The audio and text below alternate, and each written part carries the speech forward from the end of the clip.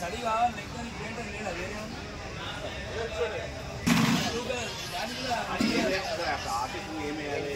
రాజు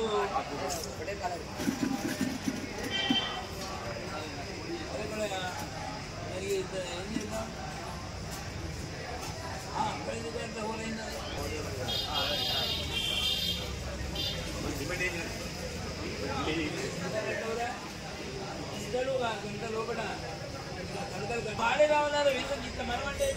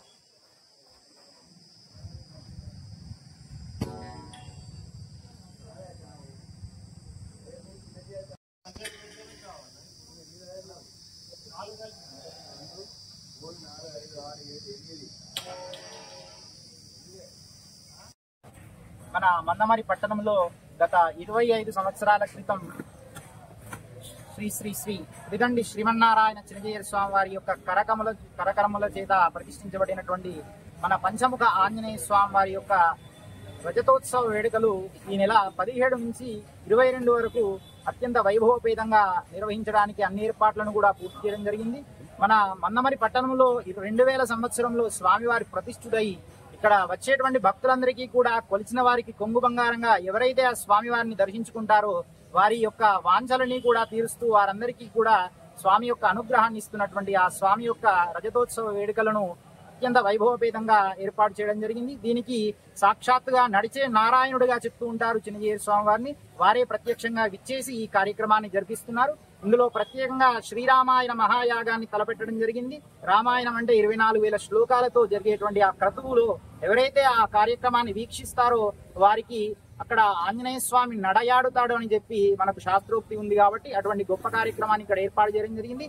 అట్లాగే వివిధ రకాల ఇష్టి కార్యక్రమాలు అంటే ఏదైతే మన యొక్క ఇష్టానుసారంగా జరిగేటువంటి మన యొక్క ఇంతకుముందు చెప్పినట్టుగా సంతానం కానీ అట్లాగే ఉద్యోగం కానీ వివాహం కానీ ఇటువంటి అన్ని కార్యక్రమాలు కూడా నెరవేర్చేందుకు ఏవైతే హోమాలు ఉన్నాయో అవన్నీ కూడా ప్రత్యేకంగా ఇక్కడ ఉండేటువంటి వారసంతలో ఏర్పాటు చేయడం జరిగింది. అటువంటి గొప్ప కార్యక్రమాల్లో అనేక మంది మహనీయులు విచ్చేస్తున్నారు. వారి ప్రవచనాలు అట్లాగే వివిధ ప్రాంతాల నుంచి వచ్చేటువంటి అనేక మంది కళాకారుల చేత సాంస్కృతిక కార్యక్రమాలు ఉంటున్నాయి. ఇటువంటి గొప్ప కార్యక్రమంలో మన జీవితంలో ఒకసారి జరిగేటువంటి ఈ యొక్క కార్యక్రమంలో ఎవరైతే పాలు పంచుకుంటారో వారికి ఆ పంచముఖ ఆంజనేయ స్వామి వారి యొక్క పరిపూర్ణ అనుగ్రహం ఉంటుంది. అందరూ కూడా విచ్చేసి ఈ 5 రోజుల కార్యక్రమంలో పాలు పంచుకొని ఆ స్వామి వారి యొక్క అనుగ్రహానికి పాత్రలు అవ్వాలి. అట్లాగే వచ్చే భక్తులందరికీ కూడా అన్ని విధాల ఏర్పాట్లు చేయడం జరిగింది. ముఖ్యంగా ప్రతిరోజు కూడా తదీయ ఆరాధన అందరికీ అన్నప్రసాదాన్ని ఏర్పాటు చేయడం జరిగింది. కాబట్టి భక్తులందరూ కూడా విచ్చేసి జరిగే కార్యక్రమాల్లో పాల్గొని ఆ స్వామి వారి యొక్క అనుగ్రహానికి పాత్రలు కావాల్సిందిగా మనకు ఉద్దేశిస్తున్నాం. జయ శ్రీమన్నారాయణ.